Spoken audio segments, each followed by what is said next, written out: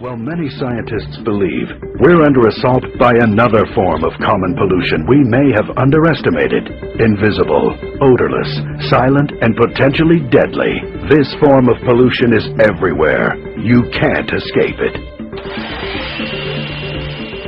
Electromagnetic frequencies, EMFs, produced by most electrical devices, appliances, and the high-voltage power lines that surround us. And there is no escaping this invisible menace. Electropollution is not limited to cell phones and microwave ovens. Home computers, laptops, cordless phones, televisions, refrigerators, hair dryers, coffee makers, even our cars add to the daily accumulation of electropollution that may be pushing us closer to a national health crisis. Some environmentalists call this proliferation of EMFs electropollution. And one United States government agency warns that the levels Americans are exposed to every day without even being aware of it may be dangerous. The fact is, you, your loved ones, your children are exposed to 100 million times more EMFs, electromagnetic radiation, and microwaves than your grandparents. And now, one source of electropollution has become an increasingly integral part of our lives. Up close and personal, the cell phone. Brain cancer is up 25% since cell phones became popular. Every year, there are 183,000 more cases in the U.S. alone. The damage from electropollution is cumulative and may take years, even decades, to reveal itself. But every exposure may adversely affect your health.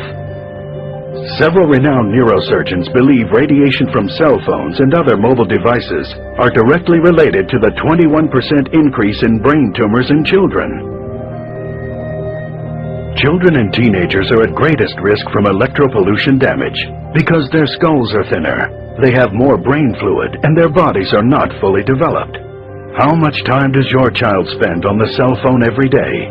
And how will the constant barrage of electromagnetic radiation from cell phone use affect your child's health in 5 years, 10 years, 20 or more years? And if you think using a hands-free set reduces your risk of exposure to deadly radiation, think again. According to research commissioned by Britain's Consumer Association, conventional hands-free sets may actually increase electric field strengths inside a user's head by 3.5 times.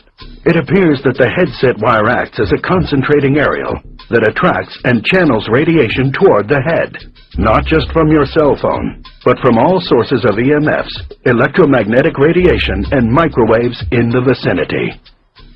In a recent study, neurosurgeons at Lund University in Sweden proved conclusively a link between radiation emitted from cell phones and brain damage. The researchers attached cell phones to the cages of rats and exposed them to intermittent electromagnetic radiation for only 2 hours, emulating typical cell phone use. 50 days after that single 2-hour exposure, the rat's brain showed significant blood vessel leakage, as well as areas of shrunken, damaged neurons. Researchers concluded that if human brains are similarly affected, the damage could produce significant long-term mental deficiencies. And in 2004, respected scientists in Sweden proved for the first time a definitive human link between cell phone use and benign brain tumors located exactly where the patients held their cell phones. According to one study, men who kept their cell phones in their pockets experienced a 35% reduction in sperm count. Do you or your children use a laptop computer or a video game console?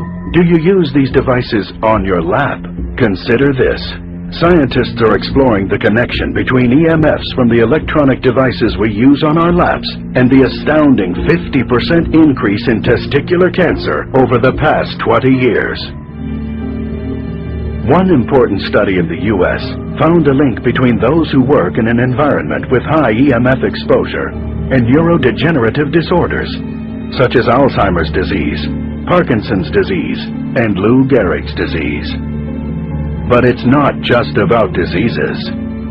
Research shows that continual exposure to this onslaught of electropollution disrupts your natural energy levels triggering an adrenal response which, in turn, increases stress responses. This constant stress contributes to your energy depletion and fatigue, lack of concentration, poor work performance, and difficulty getting a good night's sleep. If electropollution is so dangerous, why doesn't the government step in and do something about it? Government officials will tell you that the studies are inconclusive, that they're waiting for long-term human studies to prove beyond a doubt that cell phones and other commonly used appliances, which bombard us continually with radiation, are truly harmful. Can you afford to wait?